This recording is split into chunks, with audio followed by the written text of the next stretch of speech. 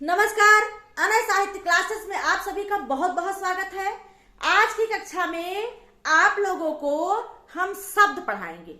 ठीक है, शब्द पढ़ाएंगे। शब्द क्या है और उसके प्रकार क्या है।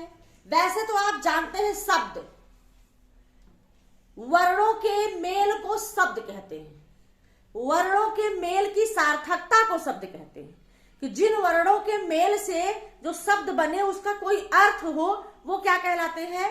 वो कहलाते हैं शब्द। शब्द रचना ध्वनियों के मेल से बने सार्थक वर्ण समुदाय। ध्वनियों के मेल से बने सार्थक वर्ण समुदाय को शब्द कहते हैं।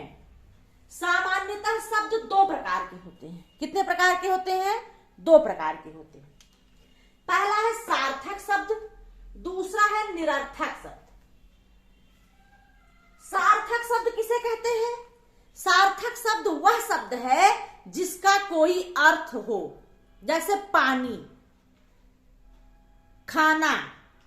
लेकिन कहते हैं पानी वानी, तो यहां पानी तो सार्थक शब्द है, लेकिन पानी के साथ अगर आप यहां पानी कह दिए,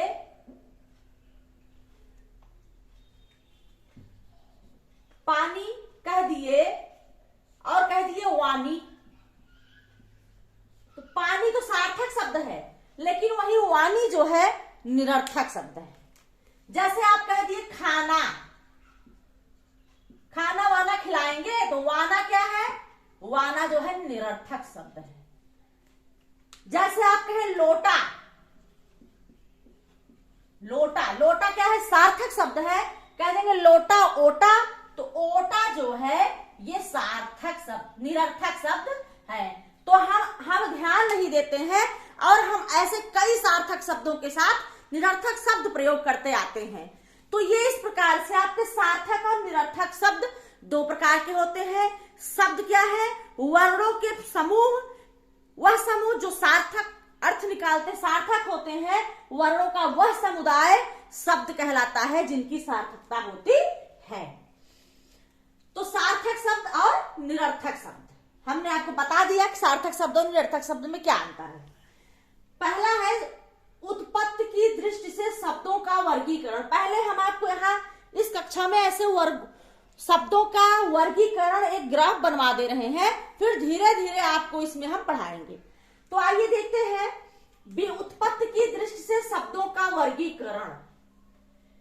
पहला है तत्सम शब्द। तत्सम शब्द क्या है? तत्सम शब्द वह शब्द है जो कि हमें सीधे संस्कृत से मिले हुए हैं। व्युत्पत्ति की दृष्टि से कितने भेद होते हैं? 4। प्रश्न बनता है कि व्युत्पत्ति की दृष्टि से शब्द के कितने प्रकार होते हैं? तो सबसे महत्वपूर्ण प्रश्न है कि 4 प्रकार होते हैं। कितने? 4। पहला है तत्सम शब्द।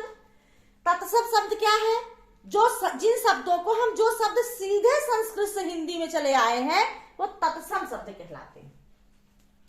दूसरा है तद्भव शब्द। तद्भव शब्द क्या है? जिनको हम परिवर्तित किए हैं, जिन शब्दों को संस्कृत शब्दों को में हम परिवर्तन कर दिए हैं, वो क्या कहलाता है? वो तद्भव शब्द कहलाता है, अशुद्ध कहते हैं। अगला है देशज शब्द।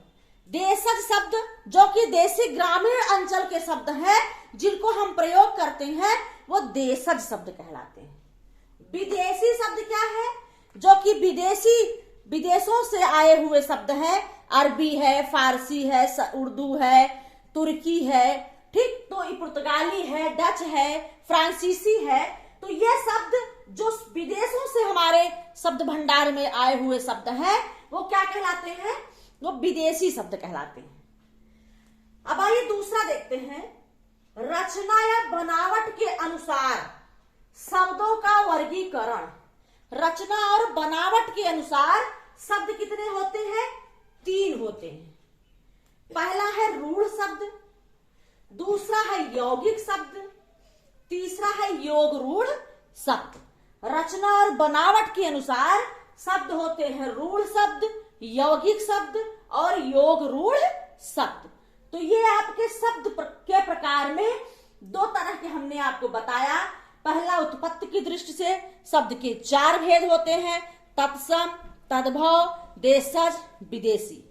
दूसरा है रचना या बनावट के अनुसार शब्द के 3 भेद होते हैं, रूढ़ शब्द, यौगिक शब्द और योग रूढ़ शब्द। इसको आप नोट कर लीजिए और इसको आप तैयार कर लीजिए। अगली कक्षा में फिर से हम आगे इसको बढ़ाते हुए लेकर चलेंगे।